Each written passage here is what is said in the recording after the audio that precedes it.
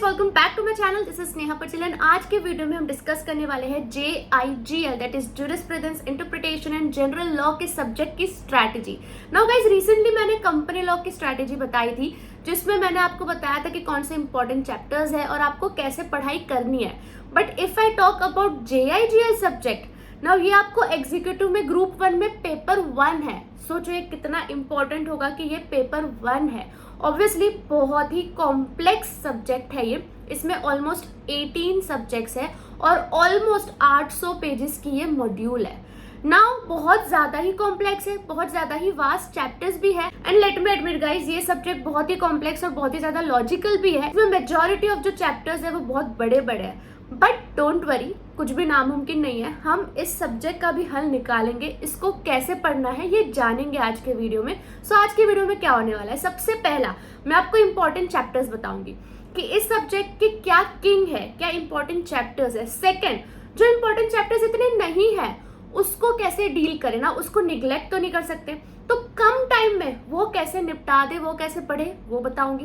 And third and most important part of this video, शुरू कहाँ से करें इस सब्जेक्ट को। सो आर यू गाइस रेडी? फिलहाल हम इस वीडियो को शुरू कर लेते हैं। Let's start the video. So guys देखो, इस सब्जेक्ट में ऑलमोस्ट 18 चैप्टर्स है, but 1/3 of this subject will cover almost 50+ marks. Now 1/3 मतलब 6 चैप्टर्स, ठीक है। मैं आपको अभी 6 चैप्टर्स के नाम बताने वाली हूँ जो बहुत ही ज्यादा इंपॉर्टेंट है। और वो 6 चैप्टर्स में भी 3 ऐसे चैप्टर्स है जिसमें से मिनिमम 3 से 4 क्वेश्चंस तो हर अटेम्प्ट आते ही आते हैं ना। वो 6 चैप्टर्स कौन से हैं? सबसे पहला तो CPC, civil procedure code. Second is CRPC, criminal procedure code. Third is constitution.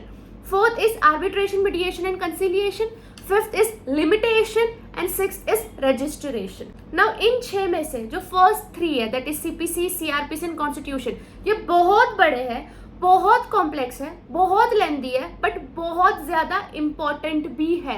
इसमें से काफी सारे शॉर्ट नोट्स आते हैं, काफी सारे केस स्टडीज आते हैं, काफी सारे 1-लाइनर क्वेश्चंस भी आते हैं। तो ये तो बहुत ही ज्यादा इंपॉर्टेंट है। इसमें आपका काफी सारा टाइम भी जाएगा, बट प्लीज इसको स्किप गलती से भी मत करना। ये आपको समझना है ये तीनों चैप्टर्स, ठीक है। जो दूसरे 3 चैप्टर्स है, arbitration, mediation, conciliation, registration and limitation, ये 3 ना इजी है, सिंपल चैप्टर्स है, बट इसके मार्क्स है।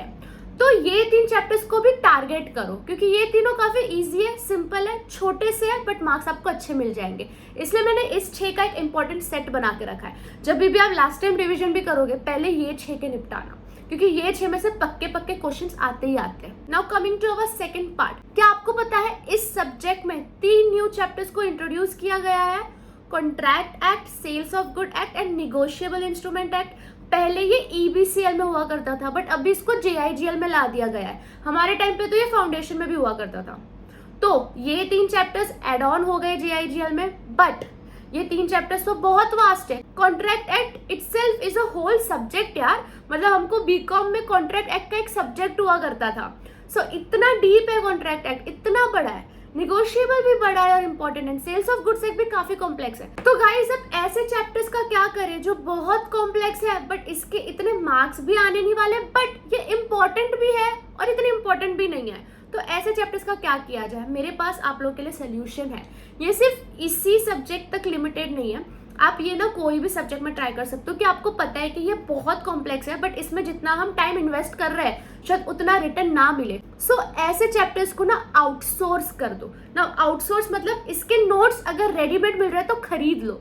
तो मेरे पास एक बहुत अच्छी गुड न्यूज है। मैं ना ऐसे ही स्क्रॉल कर रही थी गूगल पर, तो मुझे रैंशो रिवीजन करके एक वेबसाइट मिला जो स्पेशली CA वालों के लिए फ्लैश कार्ड्स बनाते हैं। तो उसमें मैंने देखा कि CA फाउंडेशन में तो contract act, sales of good act, negotiable ये भी है, और एक्ट तो एक्ट होता है, जो एक्ट यहाँ पे वही एक्ट वहां पे भी है। तो वहां पे इन तीनों चैप्टर्स के भी फ्लैश कार्ड्स थे। एंड गाइज, उनके flash cards are like literally amazing, इतने एग्जॉस्टिव और इतने क्रिएटिव है, like ultra premium short flash cards, इतने छोटे छोटे क्यूट से होते हैं और इसमें सारी चीजें कवर हो जाती है। लाइक मिनटों में आप कोई भी चैप्टर कहीं पर भी रिवाइज कर सकते हो, क्योंकि पॉकेट फ्रेंडली होता है, आप कहीं पर भी कैरी भी कर सकते हो। सो आपको इसमें कुछ नहीं करना है, आपको बस फ्लैश कार्ड लेना है और फ्लैश कार्ड से इस चैप्टर को रिवाइज करना है। जब भी आप एग्जाम देने जाओगे, लास्ट टाइम रिवीजन करोगे, इस फ्लैश कार्ड से रिवाइज कर लिया करो। बीच बीच में रिवाइज करना है, फ्लैश कार्ड से रिवाइज कर लिया करो। मतलब ये जो इन्वेंशन किया है ना रैंचो रिवीजन वेबसाइट ने, अमेजिंग। इससे बच्चों का काफी टाइम सेव होने वाला है। एंड मुझे बेस्ट इसलिए लगता है क्योंकि इनके स्टूडेंट के जो रिव्यूज देखे मैंने वहां पर, अमेजिंग थे। देवर लाइक कि हम कभी भी मॉक टेस्ट देते हैं, एग्जाम देते हैं, उसके पहले ये पढ़ के जाते हैं एंड उनको हमेशा पॉजिटिव रिजल्ट ही आए हैं और काफी सारे फैकल्टीज ने इसको रिकमेंड भी किया है एंड मैं भी रिकमेंड कर रही हूँ गाइस। तो ये 3 चैप्टर्स के लिए आप आंख बंद करके रैंचो रिवीजन के फ्लैश कार्ड्स पर डिपेंड कर सकते हो।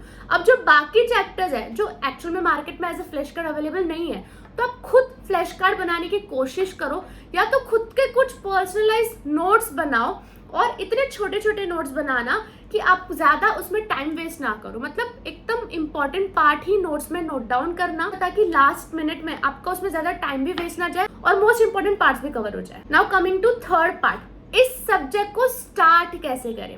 नाउ ये जितने भी चैप्टर्स है ना हमारे टाइम पर, मतलब 2017 के सिलेबस के टाइम पर, it was ECL, economic commercial law करके हमको एक सब्जेक्ट हुआ करता था, उसमें सारे चैप्टर्स आते थे। तो मैंने कैसे पढ़ा था, पहले लिमिटेशन से स्टार्ट किया था। नाउ गाइस लिमिटेशन बहुत छोटा है और इजी भी है, बट अगर आप लिमिटेशन पढ़ोगे तो आपको GIGL का पूरा फ्लो पता चल जाएगा। तो सही तरीके से जब आप स्टार्ट करते हो ना तो बाकी भी पूरा फ्लो में जाता है। अगर आप गलत चैप्टर से स्टार्ट करोगे तो आपको GIGL बहुत टफ लगेगा। समझो आपने सीधा कॉन्स्टिट्यूशन से स्टार्ट किया तो आपको लगेगा बाप रे ये है क्या सब्जेक्ट, आपको समझ के बाहर आ रहा है। तो शुरू अच्छे से करो। अगर आपने किसी और चैप्टर से स्टार्ट भी कर दिया कोई प्रॉब्लम नहीं, लिमिटेशन पढ़ो एक बार। जब आप लिमिटेशन पढ़ोगे, इन डेप्थ पढ़ो, ठीक है, डिटेल में लिमिटेशन पढ़ो, तब आपको इंटरेस्ट डेवलप होगा, तब आपको समझेगा GIGL भी इंटरेस्टिंग है यार। तो पहले लिमिटेशन से शुरू करो, फिर टॉट पढ़ो। लिमिटेशन और टॉट कहीं ना कहीं कनेक्टेड है। CPC और CRPC साथ में खत्म करना, वो भी कनेक्टेड है। फिर आप कॉन्स्टिट्यूशन पे जाना।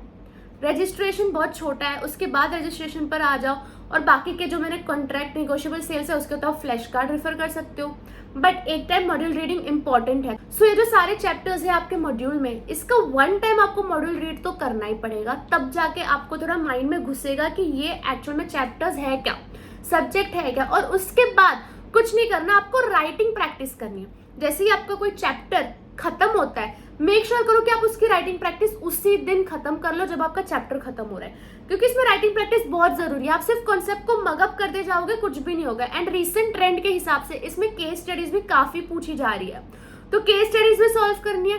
अब केस स्टडीज कहाँ से मिलेगी, past year papers. Past year paper से और बेटर क्या हो सकता है, आपकी केस स्टडीज भी प्रैक्टिस हो जाएगी और वो प्रैक्टिस होगी जिस ट्रेंड से पूछते ICS है। तो राइटिंग प्रैक्टिस करो पास्ट ईयर पेपर देख के। तो that's it friends, I hope आपको ये वीडियो काम आया हो एंड थोड़ा तो आइडिया आया होगा कि सब्जेक्ट को शुरू कहाँ से करना है। अगर आपको कोई और सब्जेक्ट की स्ट्रेटेजी चाहिए तो प्लीज मुझे कमेंट में बताइए, मैं नेक्स्ट वीडियो जरूर उस पर लाऊंगी। और इसमें कोई और डाउट रह गया तो भी कमेंट में बताइए। Bye guys, best of luck, हम मिलते हैं दूसरे वीडियो में।